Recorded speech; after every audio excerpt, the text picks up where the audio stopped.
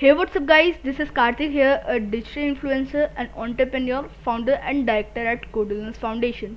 Guys, in the previous video of Python end-to-end course tutorial, we have just discussed about something about Kiwi, and in this video, we are going to discuss about its introduction to HTML5. So guys, before getting late, let's get started. And guys, before starting the video, make sure that you have liked this video, subscribe to Codolens Docs channel, and don't forget to follow us on Instagram, and don't forget to visit on codolens1.pythonanywhere.com, in which you can learn more than 8 plus languages, and you can run compile your code using this code playground section, and you can anywhere encounter your doubts using this discussion section. So anyways, let's start the video. So guys, here you can see HTML stands for Hypertext Markup Language. It is used to design web pages using a markup language.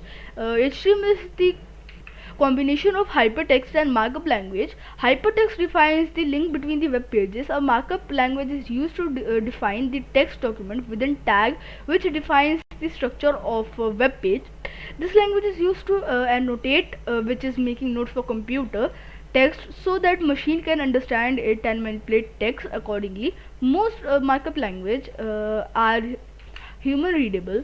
The language uses tags to define what manipulation has to be done on the text.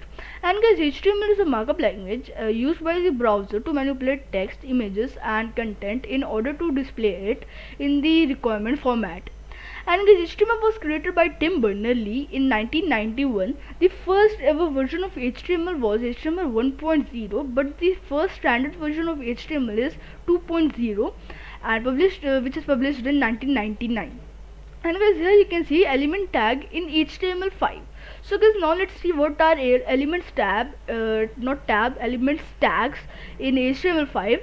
So guys, elements and tags, HTML uses predefined tags and elements which tells the browser how to properly display the content, and remember to include closing tags. If omitted, the browser applies the effect of the opening tag until the end of the page. So guys, here you can see the example of HTML element. So guys, here you can see the P tag, which is the start tag, and this is the closing tag of P element. And guys, here you can see HTML page structure. The basic structure of an HTML page is laid out below. It contains the essential building blocks elements, and which is the doc type declaration, HTML head tag, and title tag, and body tag, upon which all the web pages are created. So here you can see guys, the doc type HTML tests the document, what the document type is, and the second is HTML tag, the root element, and the third is which is head tag, which contains the header information like metadata, titles, etc.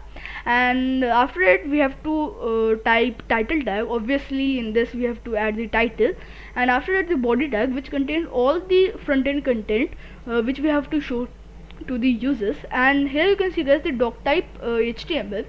This is the document type declaration, not technically a tag. It declares a document as being an HTML document. The doc type declaration is not case sensitive. Now HTML tag, this is called the HTML root element. All other elements are contained within this, and the head tag.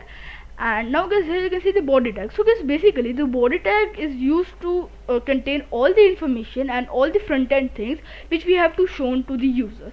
So guys, there is the code. So let's write this. So first of all, we have to open a Visual Studio Code and create a new file, and that file name gonna be intro.html. And guys, here we have to simply type doc type HTML. After that, we have to type HTML, something like this, and after that we have to declare the head tag. Inside that, we have to add the title tag, and suppose the title gonna be Codolens. And after that, guys, you can see we have to add the body tag, in which we have to add h1, and let's type Codolens.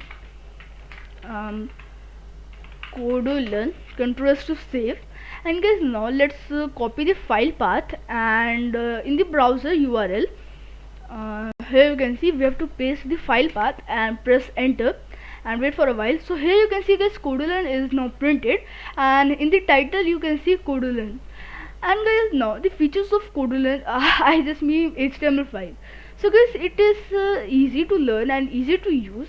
It is platform independent. Images, videos and audio can be added to the web page. Hypertext can be added to text, and it is a markup language.